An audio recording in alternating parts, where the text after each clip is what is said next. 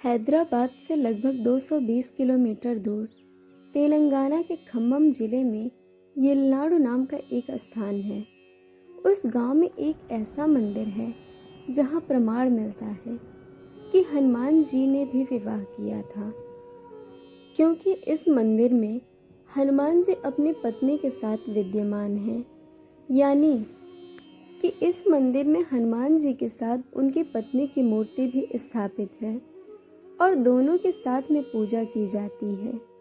मान्यता है कि अगर किसी स्त्री या पुरुष का वैवाहिक जीवन अच्छा नहीं चल रहा हो या उसके शादीशुदा जिंदगी में कई तरह की दिक्कतें पैदा हो रही हों, तो इस मंदिर में हनुमान जी के साथ उनकी पत्नी के दर्शन करके वो इन सारी समस्याओं से छुटकारा पा सकते हैं।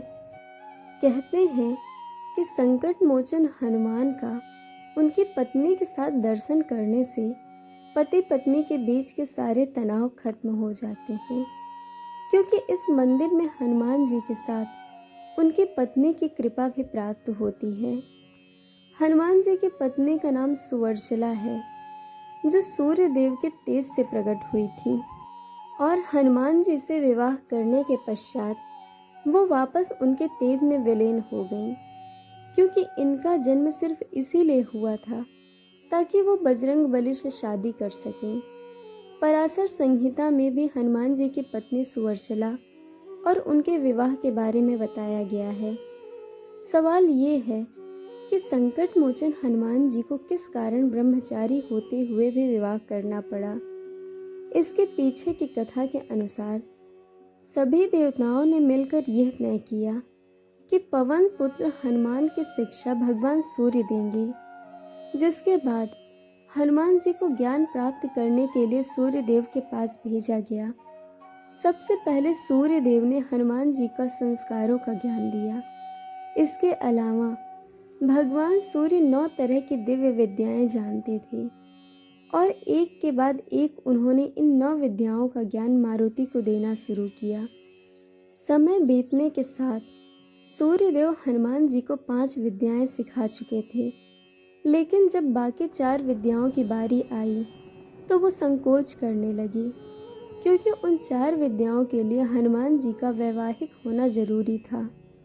लेकिन हनुमान जी ने ब्रह्मचर्य का पालन करने का संकल्प लिया था।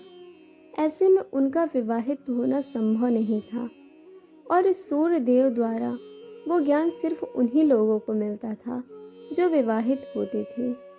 यानी भगवान सूर्य से वो ज्ञान प्राप्त करने के लिए हनुमान जी योग्य नहीं थे। ऐसे में सूर्य देव ने उनसे कहा, पुत्र हनुमान, आगे की 4 विद्याओं के लिए तुम्हारा विवाहित होना जरूरी है।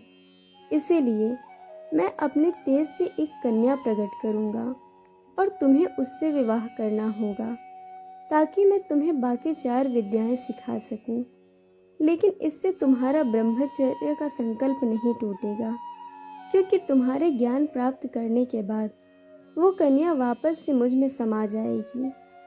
अपने गुरु की आज्ञा मानकर हनुमान जी विवाह करने के लिए तैयार हो गए और उस कन्या से विवाह कर लिया, जिसका नाम सुवर्चला था।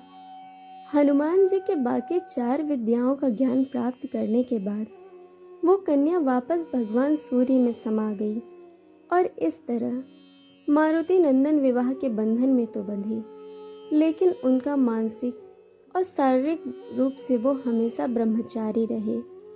दोस्तों, आपको कहानी कैसी लगी यह हमें कमेंट करके ज़रूर बताइएगा और चैनल को सब्सक्राइब, वीडियो को लाइक शेयर करना बिल्कुल मत भूलिएगा। वीडियो देखने के लिए आप सबका बहुत बहुत धन्यवाद। जल्द मिलेंगे एक और नई कहानी के साथ।